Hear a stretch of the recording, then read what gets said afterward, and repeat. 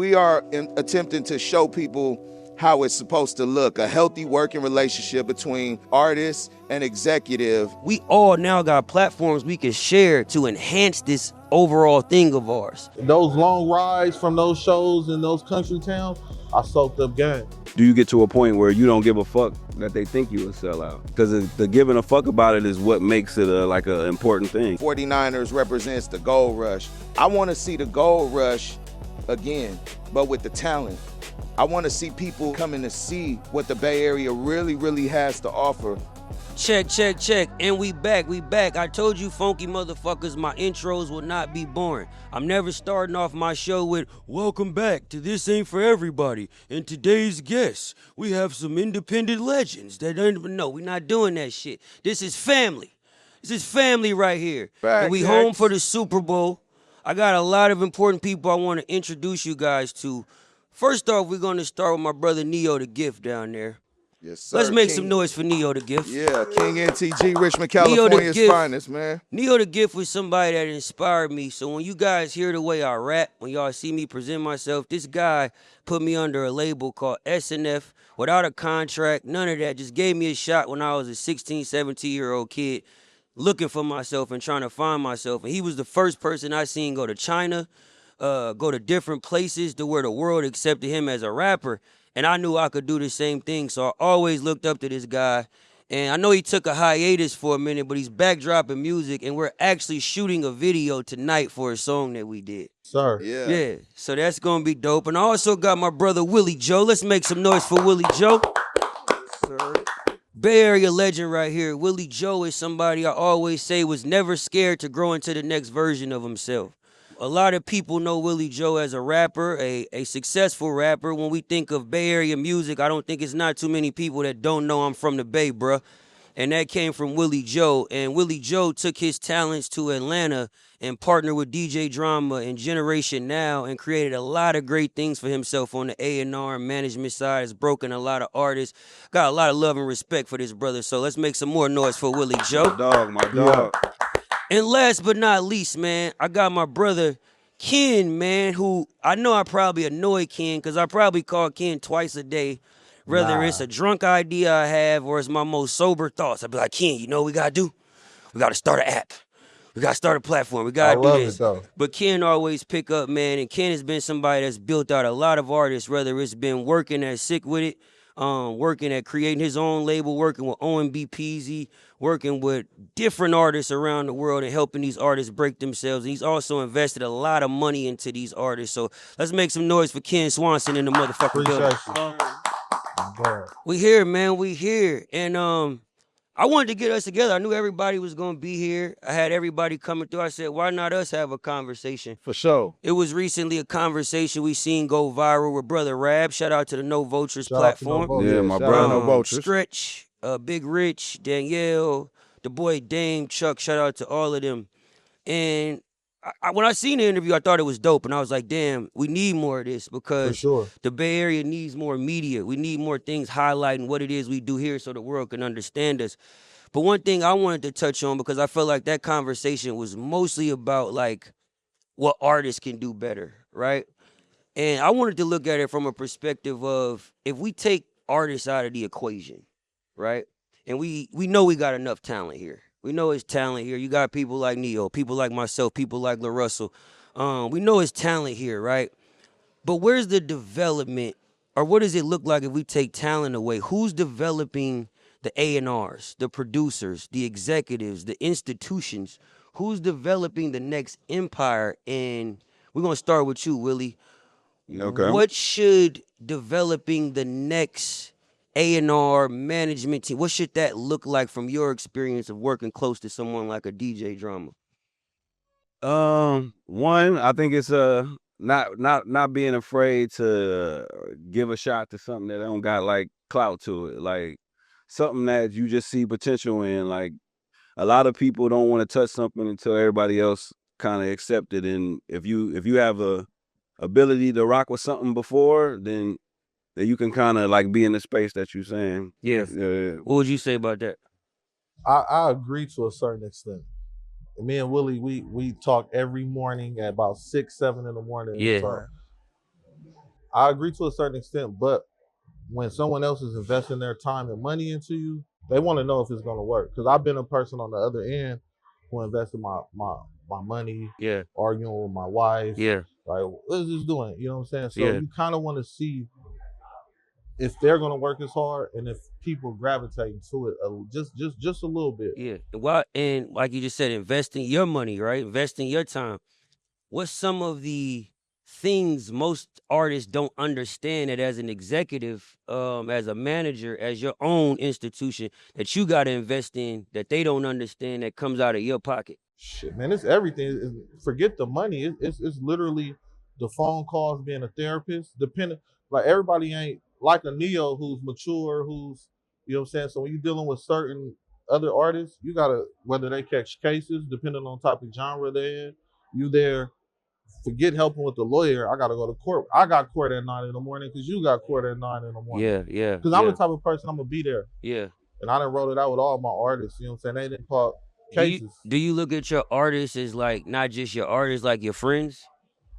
Hell yeah, like, to be honest, like, I didn't at first, just to be hunted, but it's two artists that grew to me as family. Willie was my brother before we worked together on the music side. Yeah.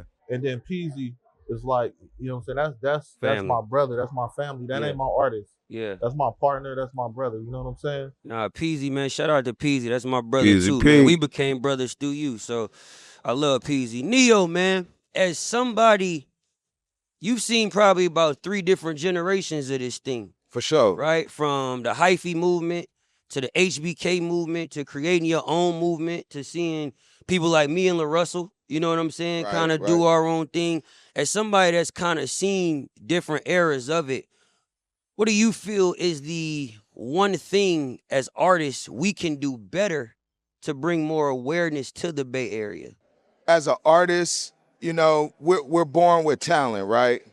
But that doesn't mean that we're necessarily born with the knowledge to be able to get our talent out to the world.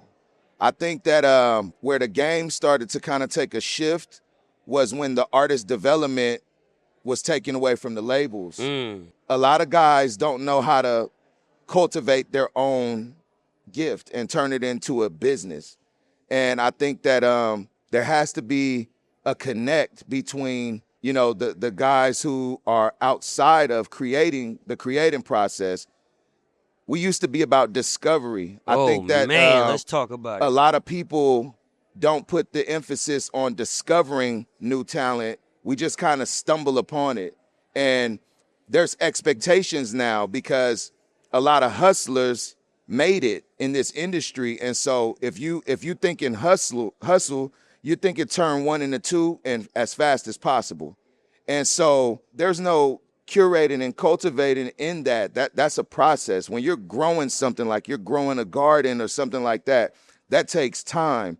And over time, you know, it becomes beautiful. But if you look at it after 2 weeks and it's only a sprout and you're like, man, this is not the rose bush that I wanted, and you walk away from it, you never get to enjoy the process of that and the beauty of that. You know, I think it's more about us working together. You know what I'm saying? Like, you got your Kens, you got your Stretches, you got your Willies, and this is something that we doing right now. You know, like we are attempting to show people how it's supposed to look, a healthy working relationship between artist and executive, and it's back and restore the game back to how it should be. It can't be a disconnect. It can't be executive versus the artist. It has to work together because we're all in the business of music. So as artists, we need to be able to focus on the creation process. We need to hone in on our talents, develop it into a skill, you know what I'm saying? And just focus on the art. You know what I mean? Like, too many guys are focused on the wrong things, and everybody's all over the place. And we in disarray right now, you know? So I think that it takes a certain amount of professionalism. Like, you're showing it. La Russell is showing it, you know? And, you know I have something to offer, which will be seen later, you know what I'm saying? But you got more than enough to offer. Yeah, I appreciate that. You got more than enough to offer. And I think professionalism is everything, though. You know what I'm saying? I totally agree with that, which kind of leads me to my next question, right? Which I kind of had to write this one down because it took me a minute to think about it. And it's like, the Bay, bro, we love authenticity so much, but at some point, authenticity became a ceiling instead of our foundation, right? So it's like, how do we get to a place where expanding the sound or expanding your image or expanding your fashion made you be a sellout? Like, I deal with a lot of people who feels like I'm selling out because I don't agree with everybody just rapping about pimping. And it's not that people shouldn't rap about pimping. What I'm saying is there should be a balance. It's levels. It should be a balance. Yeah. Right? It shouldn't just be that's all that represents us. It should have a balance to where it's like we're not all just that. And maybe I communicated that wrong or whatever that may be, but I see a lot of times when we recently seen it with La Russell, right? Shout out to La Russell. Just signed his partnership with Roc Nation. Beautiful thing. The first artist to partner with Jay-Z from the Bay Area. You know what I mean? And I'm super proud of him. But yesterday I'm watching a bunch of people give him slack for that. Give him slack like, man, you did all of this talking about independence and you gonna go sign a... It's like, first off, we don't know how his deal is structured. Exactly. Right? And from what I heard, it's structured very much in his favor. It's not in their favor. It's very much in his favor. So at what point is trying to expand your business or expand your brand making you a sellout? I want to start with you, Willie. I think La Russell is a great example because it's really got to come to a point to when do you get to a point where you don't give a fuck that they think you a sellout? Because the giving a fuck about it is what makes it like an important thing. Like it's because you giving it power. But if you don't give a fuck about that and you keep leading, for example, eventually that's gonna be a domino effect, and everybody gonna start following it and peeping it. I think we need people to keep leading by example. What I feel like the hate comes from the knowledge. So we're in a spot where everybody wants to be a rapper. No one wants to be the behind the scenes to learn the business. So me and Willie talked about this earlier today on the phone before we came here. You know, I told you I was nervous to come talk to this motherfucker. Yeah. I could talk to you and Willie and really chop it up, but cameras got me. But we don't have enough people that know the business. We don't have no interns, you know what I'm saying, to teach that wants to learn. That everybody wants to be in the forefront. Like I come up, I'm gonna put it out there. I come up under Stretch. Yeah. Shout out to Motown Lee. Yeah. You feel? And these people who really know the business that I soaked, I listened. Like even when I thought it didn't make sense. So I feel like if more people here knew the business side of things, yeah, they wouldn't look at La Russell how they look at him. They will understand this is gonna help the Bay Area. So let me ask you this. Let's say you got a young, hungry kid, right, from Vallejo. He like, yo, Ken, I want to jump into management. What is some of the pointers you feel you can guide him to give him the tools to help him get it right for whoever he's trying to manage? I'm gonna tell him, if you serious, come to Atlanta. And why would you want him to come to Atlanta? Because he can come up under me. I want to show someone the full aspects of it. Like I'm dying because that's how I learned. Yeah. I literally was working under Motown, and I was A-ball driver, Facts, bag man. I'm not afraid to say I went and got the blunts. You get what I'm saying? But those long rides from those shows in those country towns, I soaked up game. And see, it's crazy because most people don't understand the importance of that, right? As an artist, sometimes you need your weed. You know what I mean? You might need your liquor and you in your zone and you writing and you ain't got no backwoods. And it's like you going to the store completely disconnects you from what's going on in the studio. So to have that person that'll go, have that person to go do the smallest things as far as listening to your issues about you and your girl that ain't got nothing to do with him. You know what I'm saying? Having that person that'll say, yo, the label won't pay for the video right now. Fuck it, bro. I put the 5,000 up. You know what I'm saying? That's an important thing that's missing. And I feel it's something that on the artist side, Neo, if we know we got enough artists here, right? We got the Boy, which is one of my favorite. Mine too. One of my favorite representations of the Bay Area right now, right? What's something as an artist when you were coming up, not who you've became now, but when you were coming up that you wish you would have had on the executive side or the management side coming from here in Northern California? So my era of coming up was a little bit tricky because when I was 17, 18, I was kind of like the baby on the scene. And a lot of people that we see where they are right now were hustlers. This was the land of hustle. It's like you eat what you kill out here. Fact. And everybody was either out the trunk or hand to hand. And so even if you were, whether that you were an artist, whether you would do that airbrush T-shirts, whether you were somebody who had a beat shop or a rim shop, or you were just consulting, you know, everybody had a hustle back then. And I lived through that era of hustlers who ended up becoming businessmen. But we did not have any infrastructure. No the infrastructure. infrastructure was your hustle back then. And we all congregated and unified under that hustler umbrella. And so if you was a top hustler out here, whether you was hustling music, hustling clothes, hustling anything that you was hustling, we all congregated and built together. You know, we all ended up at the same parties. We all ended up in the same events, networking, trying to build up our connections. And then over the course of time, we grew into who we become. So back then, it was the wild, bruh, and only the strong survived. And I just wish that we had the structure that we have now, but we didn't have it. You know what I'm saying? We were all guessing. And I don't think a lot of people keep it real about that. Yeah. I think a lot of people put on this persona like they had it figured out. And we was all guessing, bro. Guessing. I think we was all guessing, you know what I mean? I think that's an important thing, like, to understand, because it's like, I tell people all the time, man, I meet like a lot of people, whether we in New York or we in Atlanta or whatever it may be, and you hear people be like, yeah, my big homie was Kevin Lyles, right? Like, my big homie was Steve Stout. And I'd be like, damn, That's my huge, big bro. homie so dope. You know what I'm saying? He had the bread to help me do the music shit, but we ain't necessarily really know what we was doing. Yeah, we don't know where to put that bread. Yeah. And how to make it move and work 100%. Even when it comes to just gazing over a contract, that's why I big up Stretch so much, because Shout out to Seaside Stretch, man. Yeah, for I sure. can literally Yes, sir. view a contract like I'm a lawyer now because of him. Not because of school, not because of cop, because of him. You know what I'm saying? Yeah. And Stretch is an important figure. I feel like, me personally, I feel like Stretch is more than a person, right? I feel like Stretch, the mind of Stretch, should become an institution for the Bay Area. For sure. And what I mean by that is, like, when you come from a place that's built off independence, it's hard to develop hierarchy. So it's hard to say, hey, that's the guy we go to, right? Right. And when we don't have a central place to go to understand touring, publishing, music rights, split sheets, Who to be different. friends with in those buildings?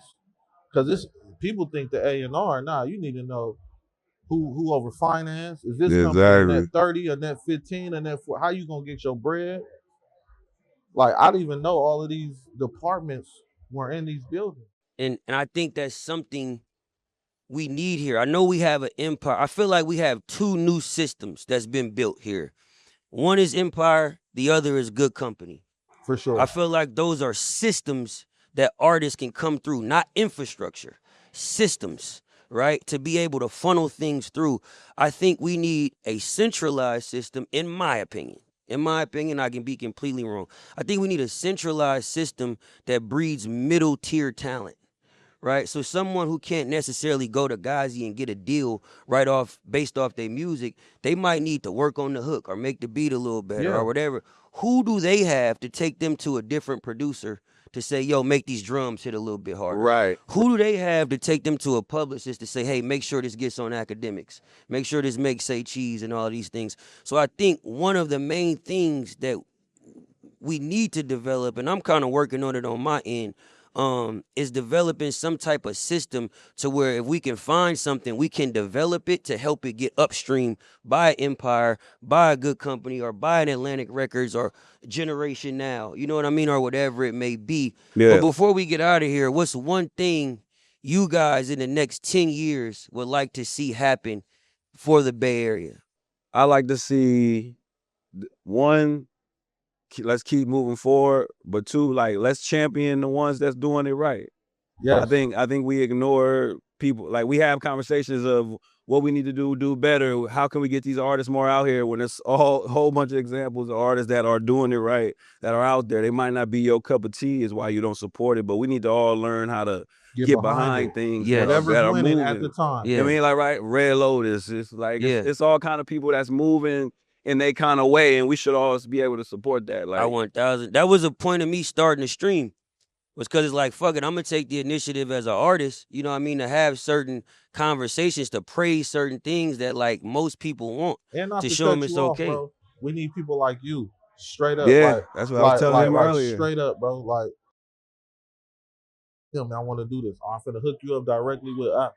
Cause I might can open up to you, but I might not be able. Like we was at the bar and I said, you and my boy True Lanes, like y'all talk to anybody. Yeah. That ain't me. Yeah. But you know I got something to say, so you know what? I'm gonna make it. I'm gonna connect you. I'm gonna connect Willie. We need more people like you though. That's No, gonna I connect agree those with dots. that. I agree with that. I play a part in a lot of things that go on here that a lot of people don't know. It's not about me individually. It's about us as a unit. Straight Because if Neo going up, I'm going up. If Russell going up, you going up, you going up. We all now got platforms we can share to enhance this overall thing of ours. And I think a lot of times we want to be the reason. We want to be the person that puts everybody on when there's no one way to put everybody on. Everybody got to carve out their own thing, and as together we can support that and fuck with each other universally. You know what I'm saying? So, Exactly. before we get out of here, what's one thing you want to see, Neo? Let me piggyback off of that. So, you know, we in San Francisco right now, the former home of the 49ers. The 49ers represents the gold rush.